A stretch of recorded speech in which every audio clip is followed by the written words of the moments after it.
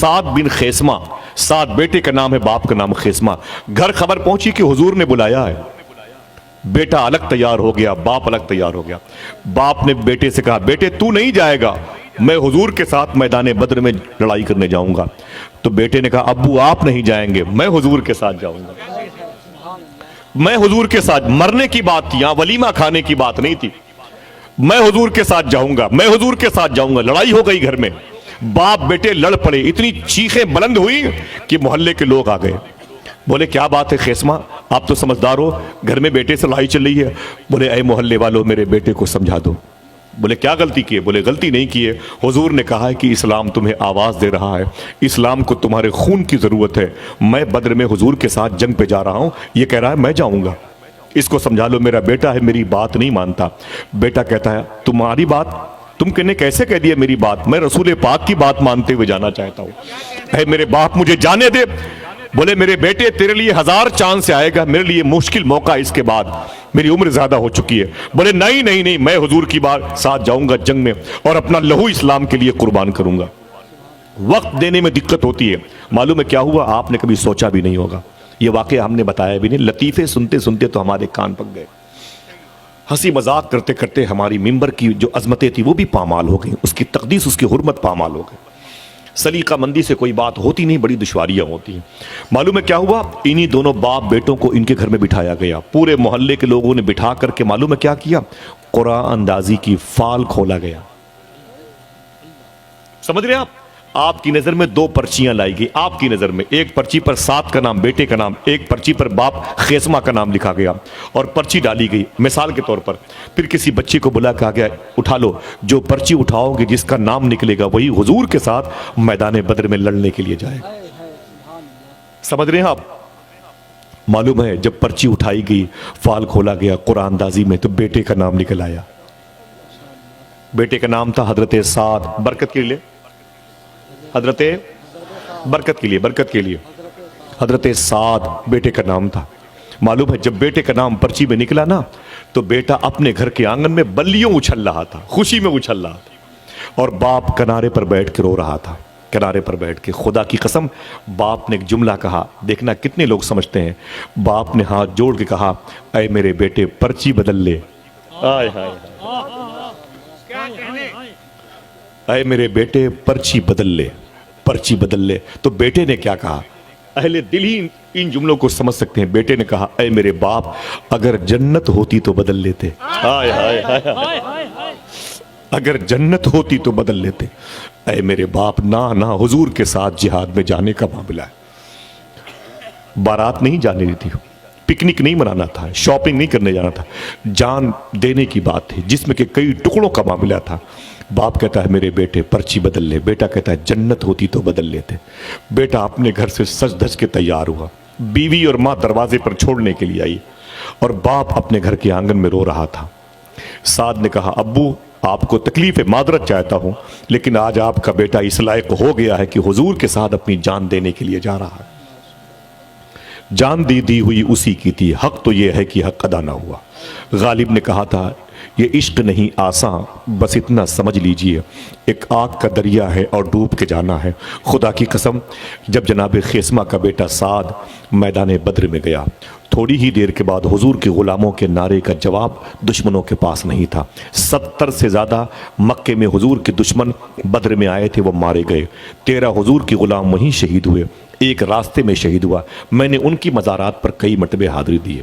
اللہ کا شکر ہے ان کی سید صاحب کی اور یہ سارے بیٹھے ہوئے لوگوں کی جوتیاں اپنے سر پہ سج۔ میں نے بہت جلسے جلوس کیے میرے بھائی، اور بڑے پیسے لوگ ملے، لیکن یقین مانو سید صاحب میرا رب جانتا ہے، غوث پاک کے خاندان کے لوگ لیٹے ہوئے ہیں، میں نے ہم اپنے سارے پیسے مدینے اور بغداد کے سفر میں لگا دیے، سارے پیسے۔ میرے بچے میرا پاسپورٹ چھپا چھپا کے رکھتے ہیں، جانتے ہیں کہ اس کے پاس اتنے پیسے ہوں گے تو یہ بغداد بھاگ جائے گا۔ میری زندگی ہے حضور غوث پاک کی بارگاہ، میرے بچوں کو میں کیسے پالوں گا، اللہ ہی پالنے والا۔ سمجھے؟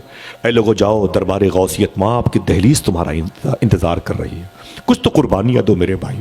حضرت خیسمہ کا بیٹا سعد، جب بدر جاؤ گے نا تو 5واں یا 6واں نام آئے گا، وہ بڑا سا پتھر لگا ہوا ہے، کتبہ لگا ہوا ہے، اسٹیکر لگا ہوا ہے بدر میں شہید ہونے والوں کا، ان میں سے ایک نام خیسمہ کے بیٹے کا ہے، وہیں شہید ہو گئے۔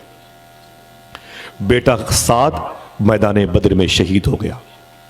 جب باپ کو خبر ملی کہ میدان بدر میں میرا بیٹا شہید ہو گیا ہے تو بہت زور زور سے رو رہے تھے، بہت زور زور سے رو رہے تھے۔ پھر محلے کے لوگ آ گئے، بولے تسلی رکھو، صبر کرو، تمہارا بیٹا شہید ہو گیا ہے۔ اس لیے رو رہے ہو؟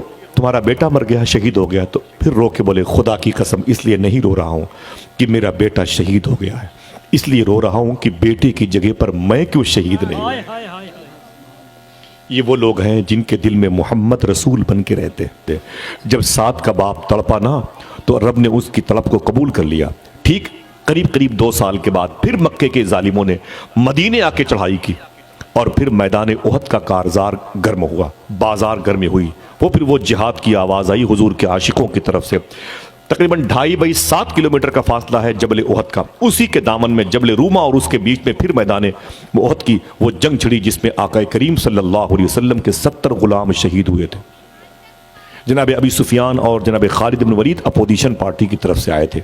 اس جنگ کے ہونے سے پہلے جناب خیسمہ اتنا روئے تھے کہ اللہ نے ان کی اس پاکیزہ نیت خالص کو قبول کر لی اور میدان احد میں وہ شہید ہو گئے۔ جب کبھی جاؤ گے تمہیں پتا چلے گا یہ وہ مبارک زمین ہے جہاں وہ لیٹے ہوئے ہیں جن کے دلوں میں حضور رہے۔ میرے آقا صلی اللہ علیہ وسلم تشریف فرماتے، ابھی لڑائی کی شروعات نہیں ہوئی، میرے آقا فرماتے ہیں تم چلے جاؤ دائیں طرف آدھی فوج کو لے کر کے، اور تم چلے جاؤ بائیں طرف اتنی فوج کو لے کر کے، اور تم میرے ساتھ رہنا یہاں پر بیچ میں، یہ قلب، یہ میمنہ، یہ میسرہ، تم زخمیوں کو پانی پلانا، تم لاشیں اٹھانا، تم تیر اٹھانا، تلوار اٹھانا۔ پھر میرے آقا نے فرمایا اے میرے غلاموں یہ بتاؤ کہ سب اپنے اپنی ڈیوٹی پہ لگ جاؤ گے، میرے کمرے کے سامنے، میرے خیمے کے سامنے میرا باڈی گارڈ کون بنے گا؟ یہ حضور نے بدر کے میدان، احد کے میدان میں کہا۔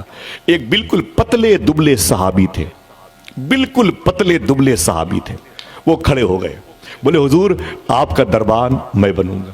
پتلے دبلے صحابی تھے، کھڑے ہو گئے، بولے سرکار میں آپ کا چوکیدار بنوں گا۔ میرے آقا نے ان کی پرسنالٹی دیکھی، فرمایا بیٹھ جاؤ بیٹھ جاؤ بیٹھ جاؤ۔ جناب زیاد بیٹھ گئے۔ پھر فرماتے میرے آقا ادھر تم رہنا، ادھر تم رہنا، جبل روما پہ عبداللہ تم چلے جاؤ 50 تیر اندازوں کو لے کے، تم زخمیوں کو پانی پلانا، تم تلواریں اٹھانا، اور اے میرے صحابہ یہ بتاؤ کہ میرے خیمے کے سامنے کون چوکیدار بنے گا؟ جیسے حضور نے یہ کہا پھر جناب زیاد کھڑے ہو گئے، پھر وہی کھڑے ہو گئے پتلے دبلے صحابی۔ حضور نے ان کو دیکھا تو فرمایا زیاد بیٹھ جاؤ، پھر جناب زیاد بیٹھ گئے۔ عشق دیکھو یار، جب بیٹھ گئے تو ایک صاحب نے کہا عجیب آدمی ہو، بار بار کھڑے ہو جاتے ہو، پتا ہے یہ حضور کے خیمے کے سامنے کھڑے ہونے کا معاملہ ہے، دشمنوں کا پورا حملہ حضور پر ہوگا، اور تم اتنے کمزور پتلے دبلے، تمہارے پاس طاقت ہے، تم کھڑے ہو جاتے ہو؟ تو رونے لگے، رو کے بولے تمہیں پتا ہے ہم جنگیں طاقت کی بنیاد پر نہیں، حضور کی محبت کی بنیاد پر لڑنے کے لیے آئے۔ پھر میرے آقا فرماتے قلب کی طرف تم، میسرہ کی طرف تم، میمنہ کی طرف تم، تلواریں تم اٹھانا، زخمیوں کو تم اٹھانا، اور صحابہ عاشقوں کی لاشیں تم اٹھانا، اور دشمنوں کی لاشیں تم اٹھانا، عورتوں کو ادھر تیار کرنا، ان کی آوازیں ادھر نہ آنے پائے، ان تک کوئی پہنچنے نہ پائے۔ بس یہ بتاؤ میرے حضور نے تیسری مرتبہ فرمایا، آخری مرتبہ یہ بتاؤ کہ میرے خیمے کے سامنے میرا دربان کون بنے گا، میرا چوکیدار کون بنے گا؟ خدا کی قسم دیر نہ کی، پھر جناب زیاد کھڑے ہو گئے۔ کوئی ایک آدمی پھر سے بول دے سبحان اللہ۔ اللہ اس کا ثواب سرکار کے روزے کے صدقے میں اس مبارک بستی میں لیٹے ہوئے مرحوم اور مرحومہ کو نظر فرما دے، آمین کہتے ہیں۔ جن لوگوں نے اس عرس کی بنیاد رکھی ہے اللہ ان کی قبر کو روشنی عطا فرمائے۔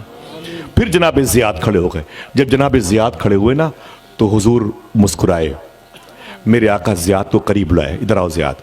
جب جناب زیاد حضور کے پاس آئے نا، بالکل کمزور، بالکل پتلے کمزور مریل سے، میرے آقا فرماتے ہیں زیاد تمہیں پتا ہے یہاں تمہاری جان بھی جا سکتی ہے؟ تو فرماتے ہیں حضور اس میں کیا ہے، یہ جان بھی تو آپ ہی کے صدقے میں ملی ہے، جان دی ہوئی اسی کی تھی، حق تو یہ ہے کہ حق ادا نہ ہو، ایک جان کیا، میرے آقا حضور مفتی اعظم فرماتے ہیں تیرے نام پہ سر کو قربان کر کے تیرے سر سے صدقے اتارا کروں گے، یہ ایک جان کیا ہے اگر ہوں کروڑوں، تیرے نام پہ سب کو وارا کروں میں۔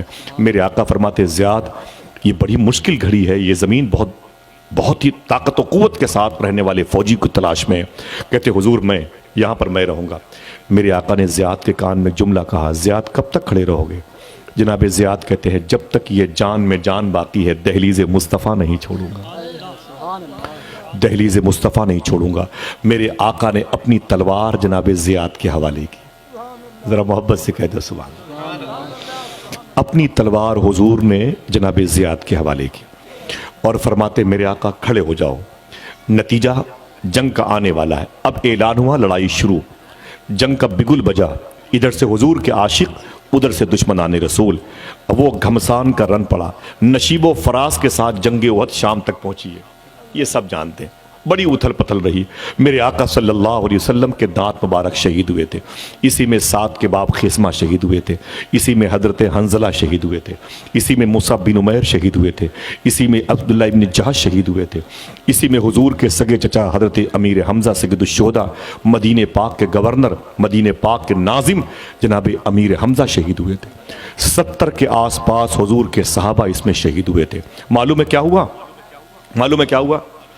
جب لڑائی شباب پر ہوئی تو تقریباً 72 زخم آئے تھے جناب زیاد کے جسم پہ، 72 زخم آئے تھے جناب زیاد کے جسم پر۔ کتنے زخم کی بات کر رہا ہوں، پھولوں کی بارش نہیں ہوئی، 72 تیروں تلواروں کے حملے ہوئے تھے۔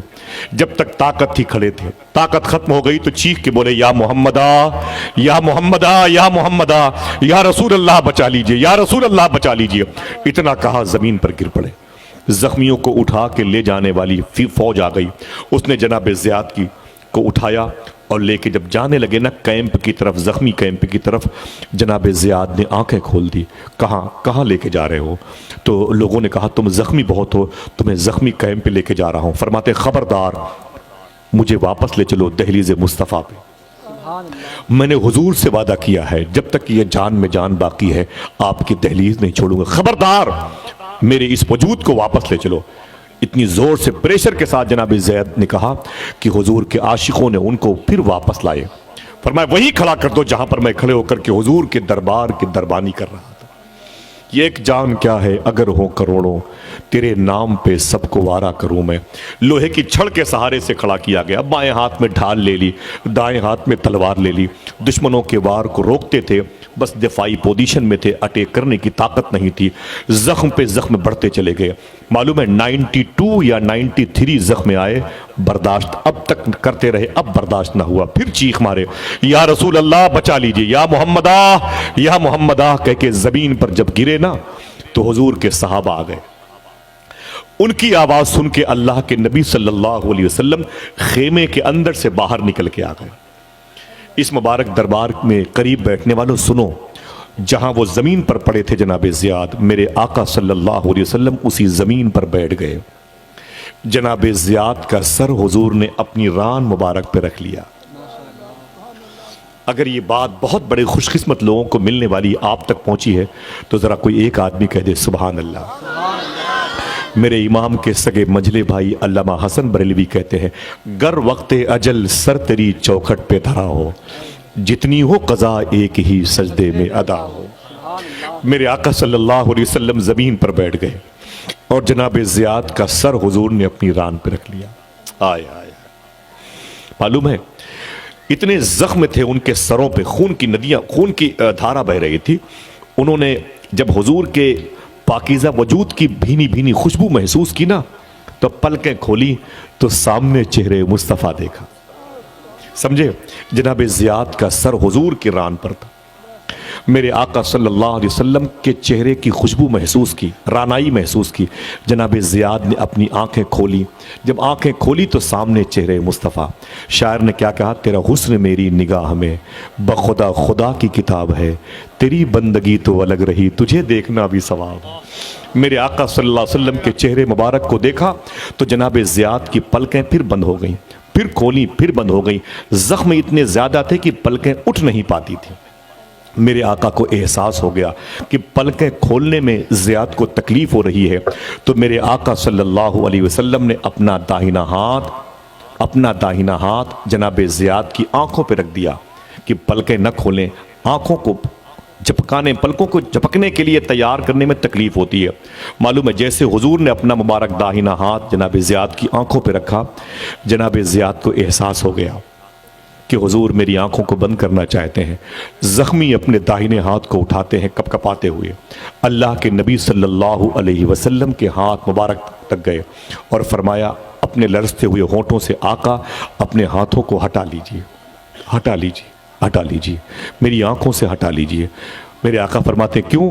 تو رونے لگے، بولتے آقا موت کا فرشتہ میرے سامنے کھڑا ہے، میری روح نکلنے والی ہے، تھوڑی دیر کے بعد میں مر جاؤں گا، شہید ہو جاؤں گا۔ میری روح فرشتہ لے کر کے اللہ کی بارگاہ میں جائے گا، رب مجھ سے پوچھے گا زیاد کہاں سے آ رہا ہے، تو کہہ دوں گا چہرے مصطفیٰ دیکھ کر کے آ رہا ہوں، وجہ تخلیق کائنات صلی اللہ علیہ وسلم کا مبارک چہرہ تلاوت کر کے آ رہا ہوں، میں تیرے حبیب کے چہرے کی زیارت کر کے آ رہا ہوں۔ محمد رسول اللہ، یہ وہ لوگ ہیں جن کے دل میں اللہ کا رسول لیتا ہے۔ کبھی سوچا یہ کیا کس سے کہانیاں بھلا دیے جائیں؟